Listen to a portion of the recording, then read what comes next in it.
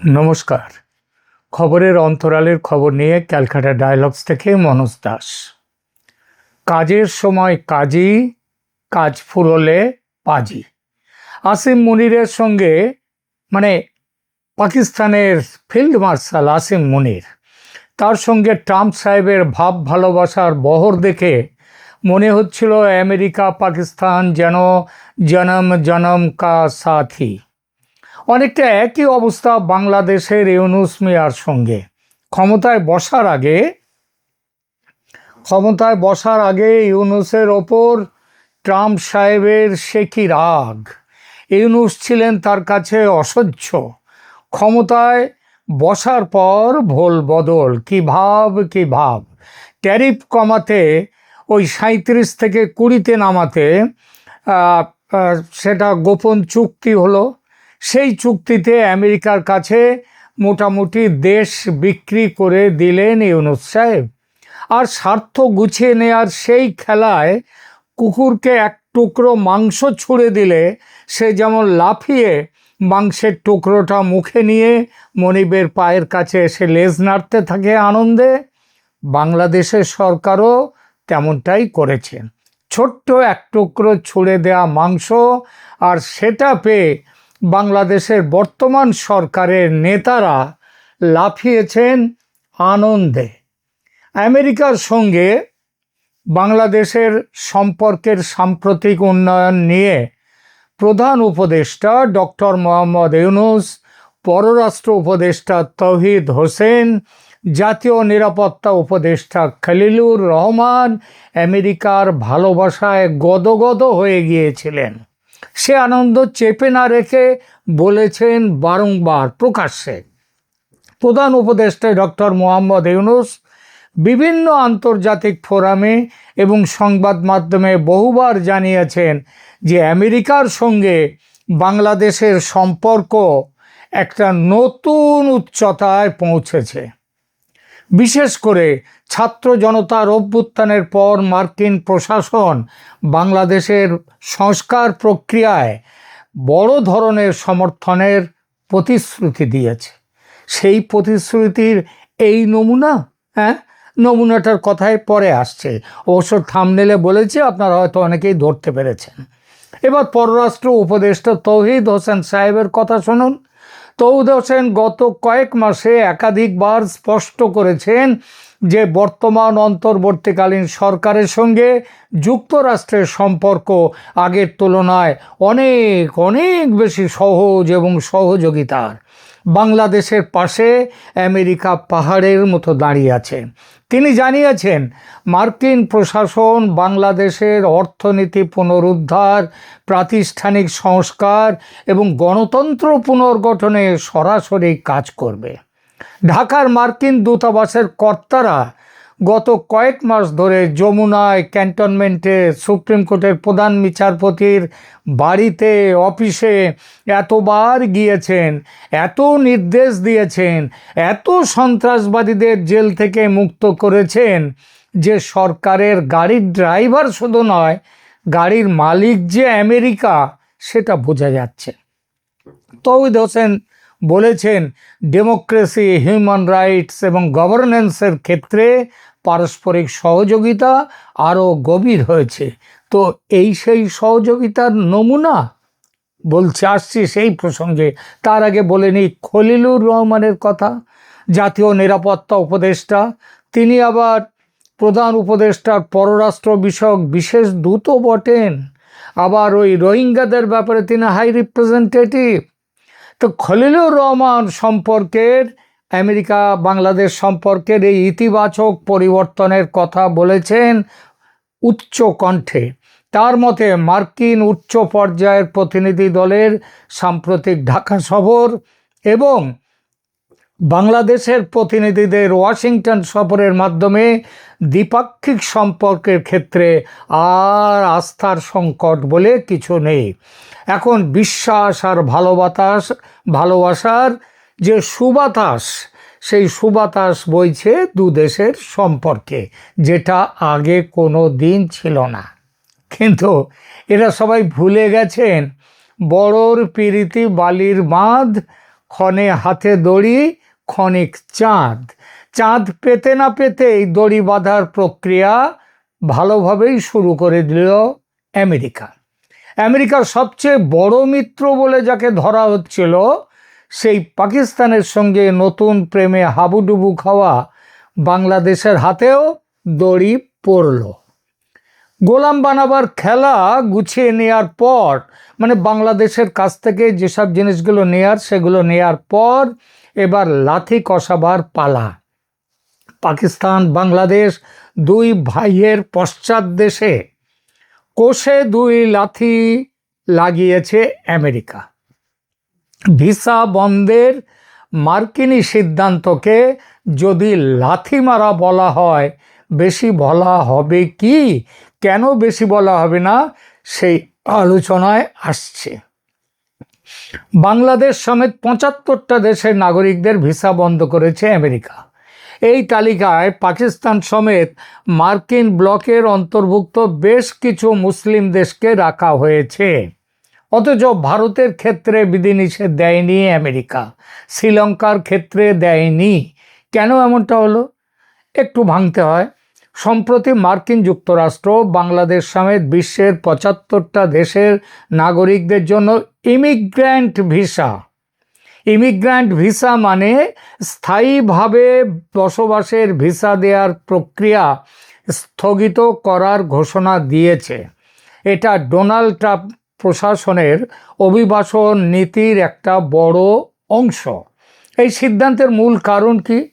মার্কিন স্টেট ডিপার্টমেন্টের মতে এই ৭৫টা দেশের নাগরিকরা যুক্তরাষ্ট্রে গিয়ে আর ফেরার নাম করেন না বেশিরভাগ।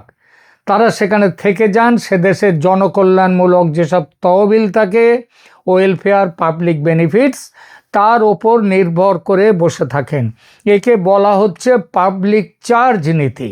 অর্থাৎ যুক্তরাষ্ট্র চায় না এমন কেউ অভিবাসী হয়ে আসুক যারা ভবিষ্যতে সে দেশের ট্যাক্সের টাকার ওপর বোঝা হয়ে দাঁড়াবে। এই যে নতুন নীতি, এটা কার্যকর হতে চলেছে আজ থেকে ১ সপ্তাহ নেই, তার মধ্যেই এটা কার্যকর হতে চলেছে ২১শে জানুয়ারি ২০২৬ থেকে।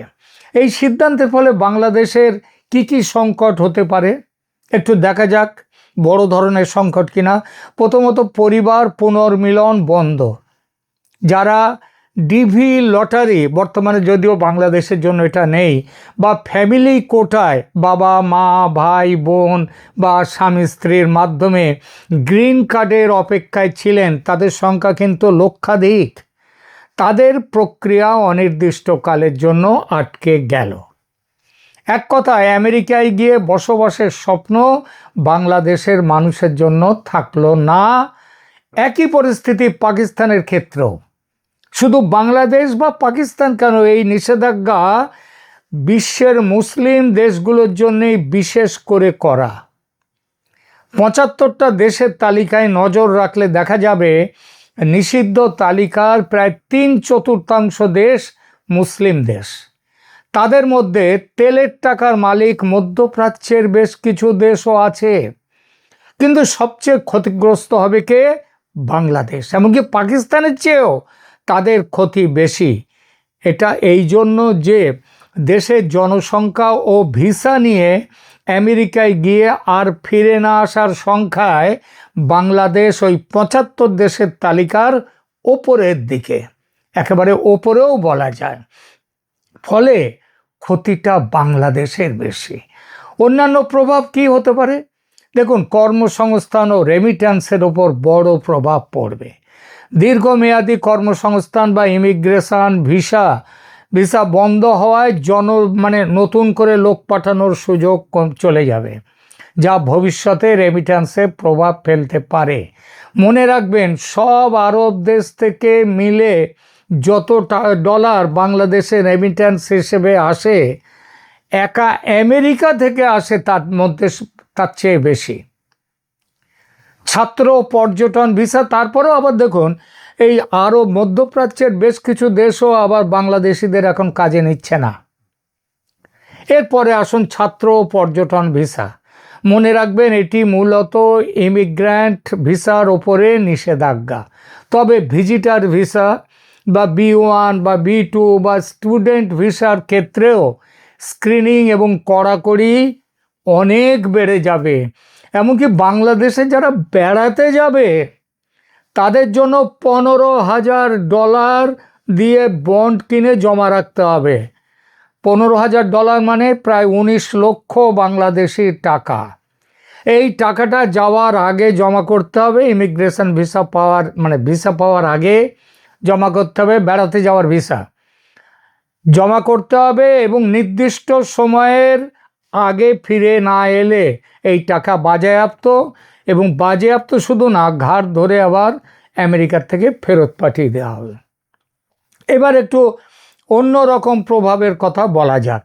ডক্টর ইউনূস ও তার উপদেষ্টা পরিষদের ওপর কী প্রভাব ফেলতে পারে আমেরিকার এই সিদ্ধান্ত। গত 18-19 মাস ধরে যে মবক্রেসি চলেছে দেশে, যে অত্যাচার, অনাচার, খুন জখমের হাজার হাজার ঘটনা ঘটে চলেছে দেশে, যেভাবে পাহাড় প্রমাণ আর্থিক দুর্নীতি হয়েছে, এই সরকারের বিদায় হলে তার জন্যে বিচারের মুখোমুখি দাঁড়াতেই হবে অপরাধীদের। এই অপরাধীর তালিকার ওপরে আবার জলজল করছেন স্বয়ং প্রধান উপদেষ্টা, তার নিচে অন্য উপদেষ্টাদের লম্বা তালিকা।